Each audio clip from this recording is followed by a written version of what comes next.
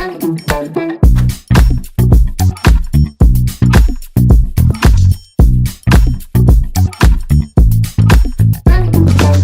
here today because patterns are a very good tool to break the blank page. And this is the main focus of this challenge. When you don't know what to draw, where to start, you can use patterns to warm up. They are easy, repetitive, and you build them one line at a time. And I was thinking, how can I invite people in without scaring them with a full painting? And I came up with this idea.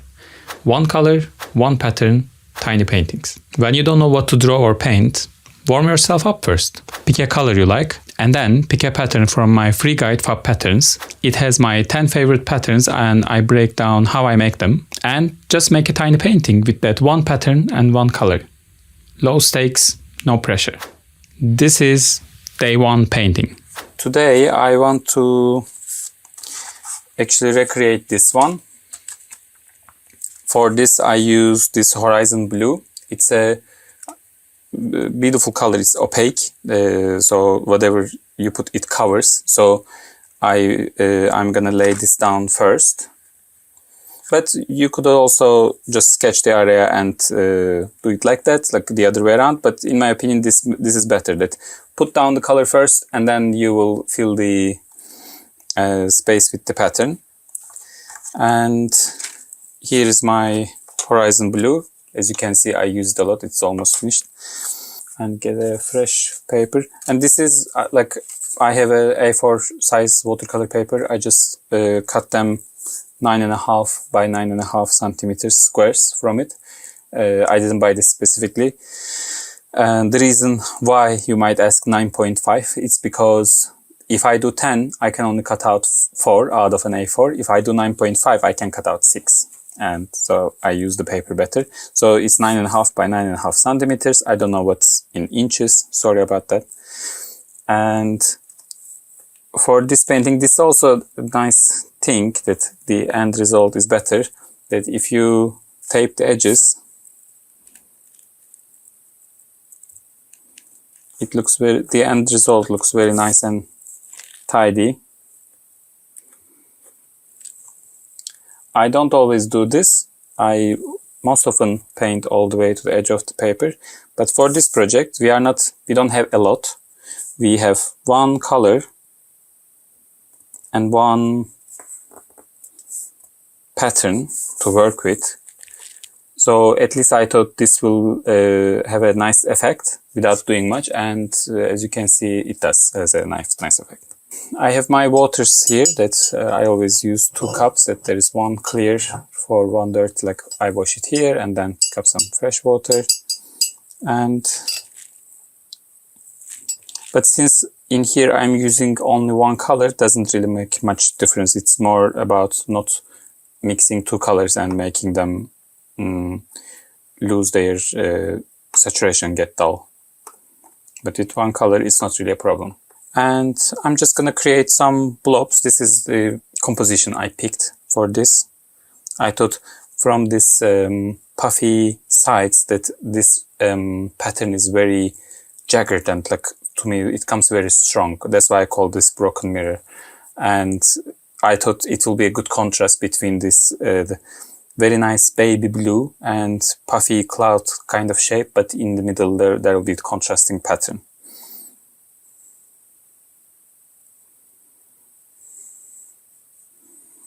So I'm putting this here and a bit on this side.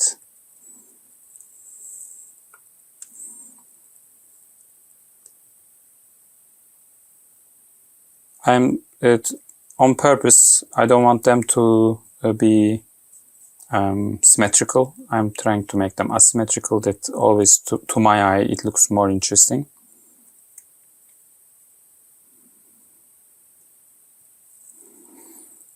And the last corner. This is also something I just came up with. You don't have to do 4 corners, you can do 2 corners, and the rest you can fill with patterns. That I try to do like lots of different things, like the color in the middle, the color on the sides, like you can basically change and replace all the colors, all the shapes and compositions in here with all the patterns only between these 5 paintings. If you just replace the patterns and the colors in between, you could come up with hundreds of different designs, basically. So now this is basically done. Now for this one, how do I create this pattern? That, I mean, as you can already see, probably just by looking at it, you can also do it. But there are a few things I try to be mindful of. I usually start with, I'm not going to do exactly the same. I will just go with the flow. I usually create like one line going across whatever space I'm working with. I'm using this Faber-Castell Pitt Artist Pen fine liners. It's 0.5, so it's not too thick, not too thin. It's in the middle. It's good for this project. And I think these days I use the 0.5 the most often. It used to be 0.1 or 2. And then basically we need to break this mirror into shards. And how will we do that? We need to create lots of triangles basically with the space we have.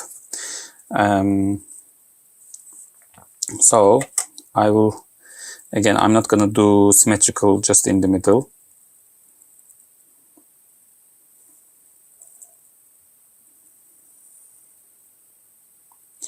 And where the paint starts is my barrier, basically. I'm not gonna go into that area. I'm not gonna go across this. It's gonna be like in here. You could also draw this shape and paint inside it. That often in my paintings I do that way. But for this project, I would try to keep it as simple as possible. Yeah, and so the key, in my opinion, is not to create all the triangles from one center. Like, don't keep doing this. Break the space up into different shapes, and then from there try to get some triangles. Because I'm talking too much, my pen is drying while waiting. So we are breaking the space up until we are only left with triangles. For example, I will have one here.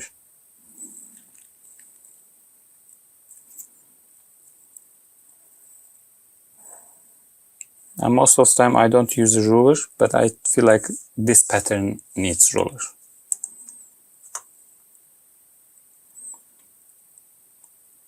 So let's break this up like this. So we have triangle here. This one is, let's say it's a triangle, but it's hidden behind this bubble a bit. So it's going to be like that. And let's have here another triangle.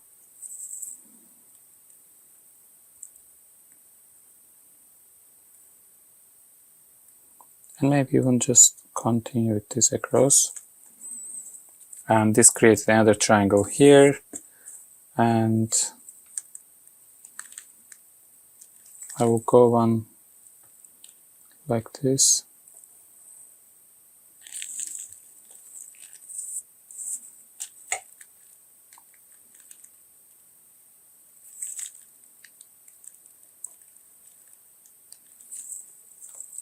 So that's another triangle. This I need to break. This will be very thin, but I think, yeah, that might actually work, like a very long, thin shard of the broken mirror. There we have one.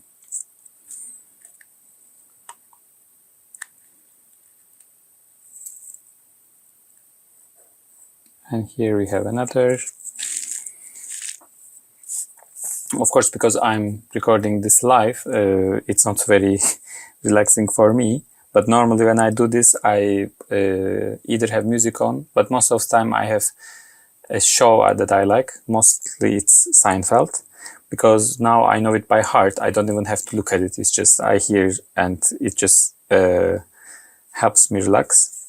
And so I have my show, and I'm not really thinking. I'm not trying to narrate my decisions, and just going with the flow, trying to find the triangles in this shape, and it's very relaxing, and I recommend that you try that.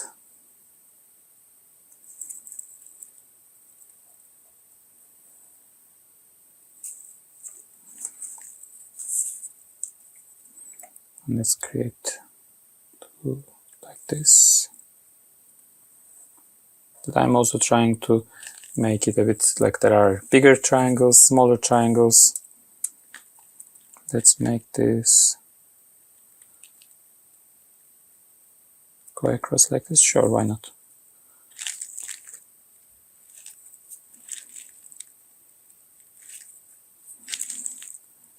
No, I think I don't want to go over this, so I will break this like that.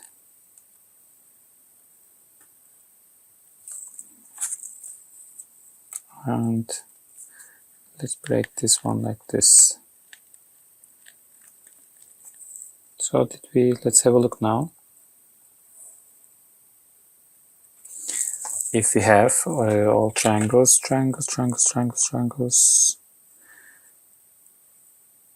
almost a triangle, this works, I think. But to make it make sure there is a triangle, let's make another thin one here.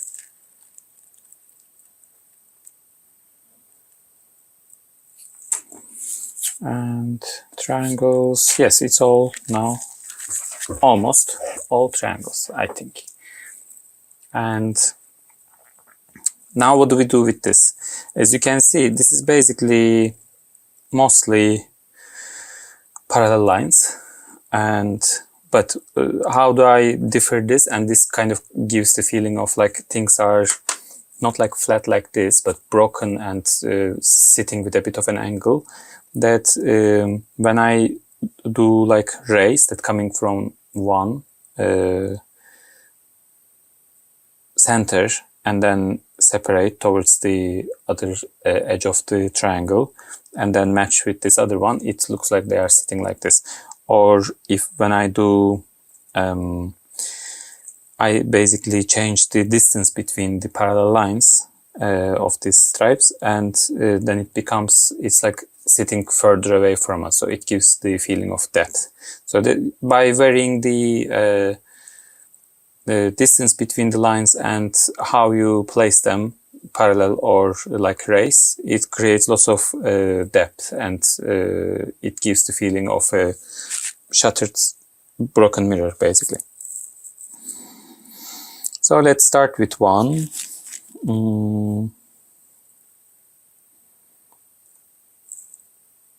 Which one could we use? Let's start with this.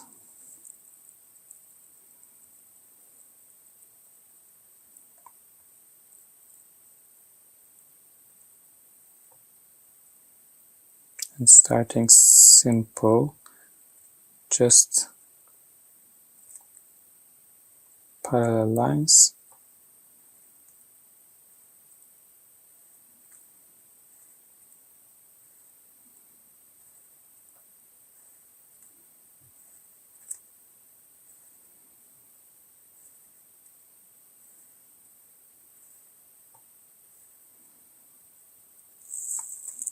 That's one done. And so next to this one, because I use the lines this way, the next one I don't use the same way. I try to change the direction of it, because then we wouldn't differentiate that they are two broken pieces of the mirror. So let's try this angle.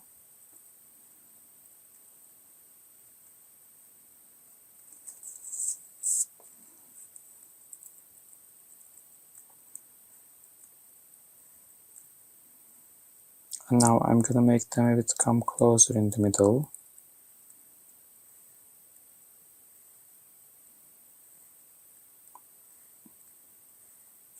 And then pull them further apart.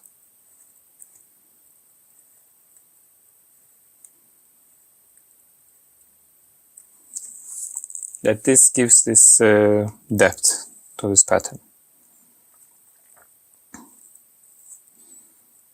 And here maybe we can try this trick, that this is gonna be my center and I'm gonna bring them like this. I'm marking them for you. Normally I don't do this. So from every dot I'm gonna go to center here, and I'm gonna go to center here.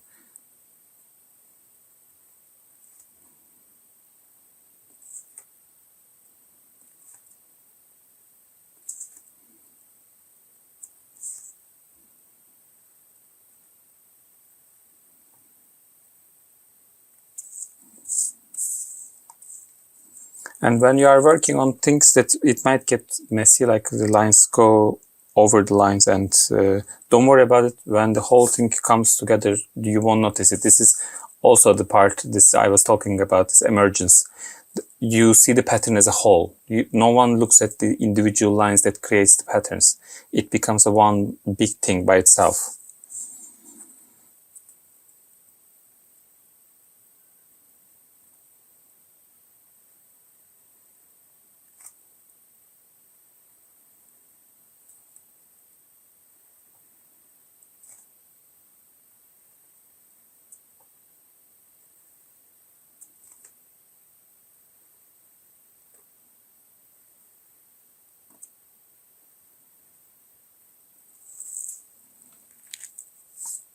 So now, as you can see, this one sits like this on top of each other.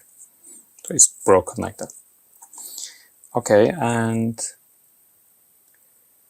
now in here I'm gonna, because these lines are going like this, I'm gonna go other way here and fill this space.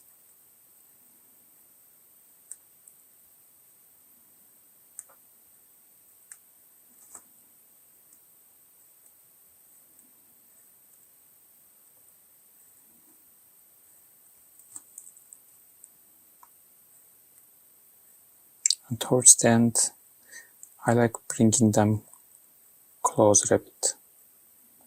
That always looks a bit more interesting. It's like going away from you. And let's do another one here. Again, this is going this way, so let's try this way.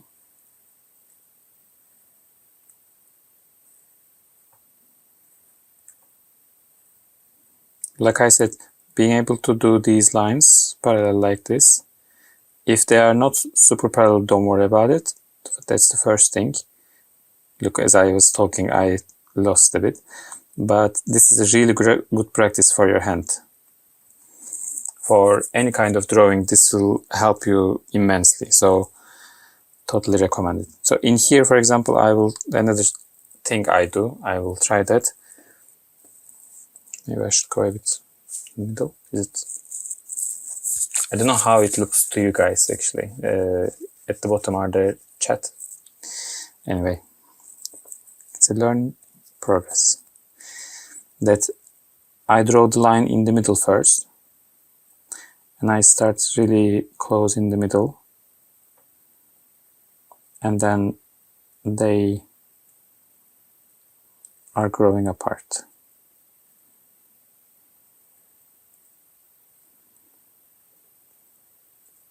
Then this also looks like it has a bit of a depth. At this time the middle feels closer to us.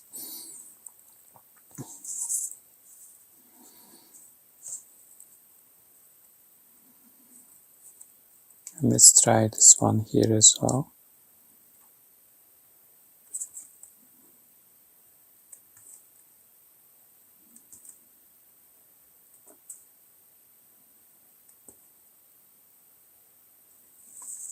Okay, that worked out nicely. So like 1/2 of it is already done. And often when I do these things, that's why I say this is a good way to break the blank page. When I'm doing this is a simple task. There is not much to think about. But as I'm doing this, it gives me ideas. Oh, what if I try this? What if I try that? This is actually how you break the creative block, because then the idea starts generating, because you are already doing something, your brain is busy with this. But then if you think, oh, what if I change this a little bit? Maybe you do something and it doesn't work and you want to change it up. And then you just pick up the pen and paper and do that maybe. Or you think, oh, what if I made a big page and put a big circle in the middle and put this pattern and around it make a rainbow, and like suddenly you have an idea for a new project, and boom, the creative block is gone. I want to do this at a bit of an angle.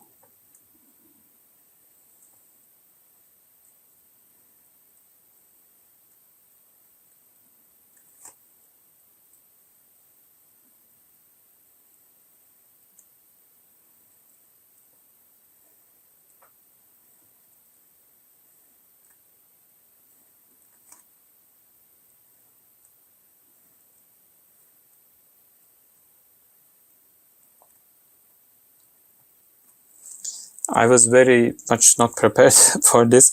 I thought I had more time during the day. That's one of my problems. I have problem judging the time.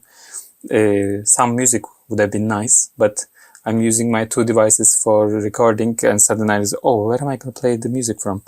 Of course, I could just have figure something out, but it was already 2 o'clock, and here we are. Maybe tomorrow there will be music. So now I will show you something else. For example, in here, if you start the lines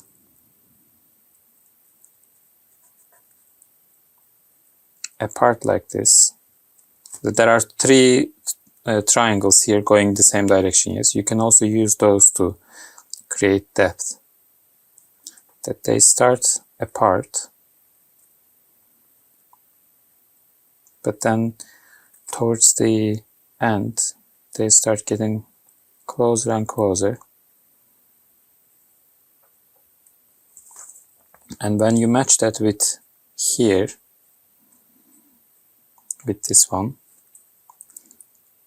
it will be a bit of an angle. Now I'm trying to match the lines to this one here. They are going together.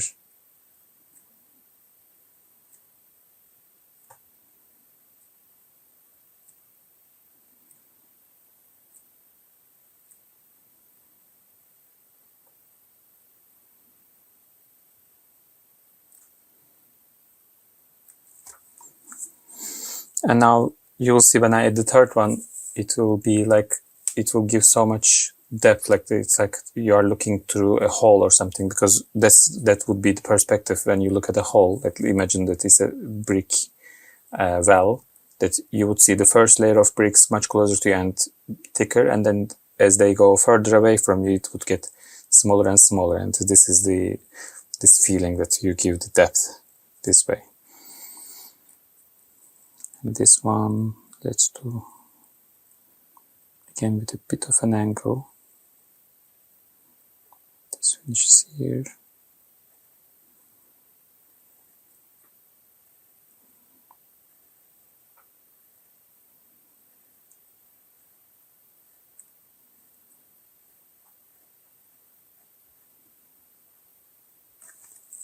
Do you see the effect it gives? This also what I really love about this pattern, that you play around basically and see how it goes, and you don't know how it's gonna look like when you start, and at the end often it surprises you.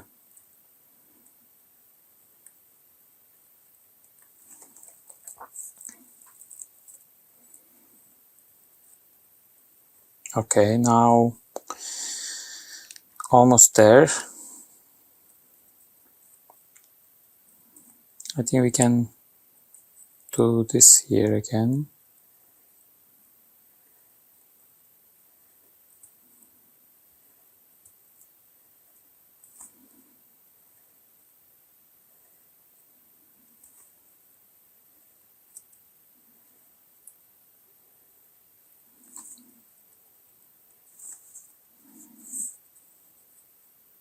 I didn't do a very good job there, as you can see, but don't worry about it.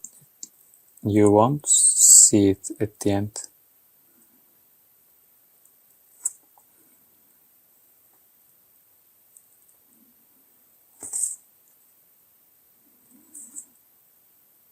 This is a bit like, I don't know, maybe looking at the tree or looking at the sea. You don't see the individual leaves or the waves. You see the sea or the tree, the whole thing. And a pattern is also like that.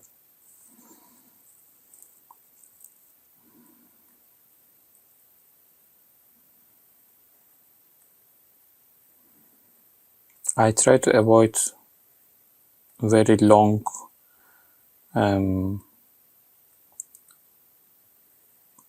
parallel lines because it's more difficult to maintain, but sometimes you have to do them. And when you do, it's again very good practice.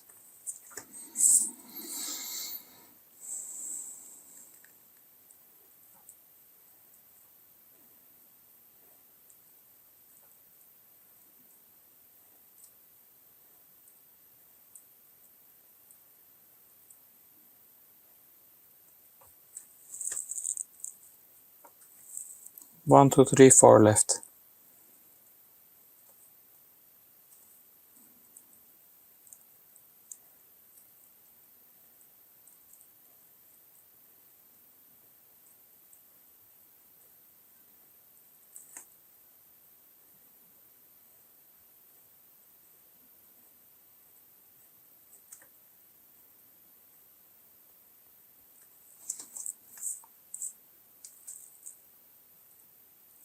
Now, last three patterns. Let's do this with a bit of an angle.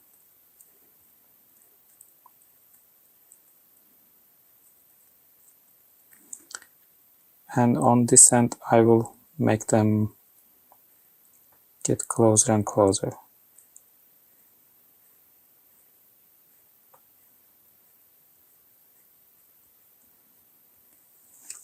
Do you see how much that gives the feeling of angle? That things are actually flat, but it looks like they are standing at an angle.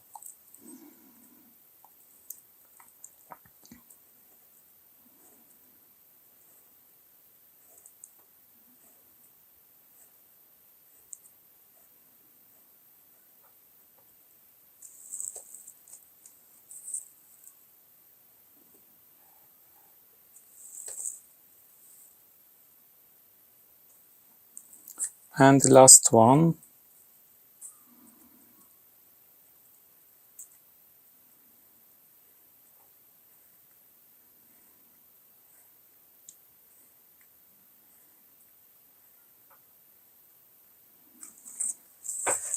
And just like that, our painting is done. Here is the original I made. Here is the new one. This is what I was saying, that it becomes a one big thing, because even though they are not identical, that the patterns inside are different, it appears like the same thing as one thing, like looking at two trees, basically. Let's remove this, and that's where we will finish it. I pulled it too passionately and ripped my paper, but that's okay. I'm gonna later put that down. Okay, I think this is it. This was one blank page, like this one, broken, just with one pattern and one color, and I love how they look. And in the next days we're gonna do this one, we're gonna do this one, we're gonna do this one. This one I'm not sure because I decided to change it to this one. It's not done yet. We will see.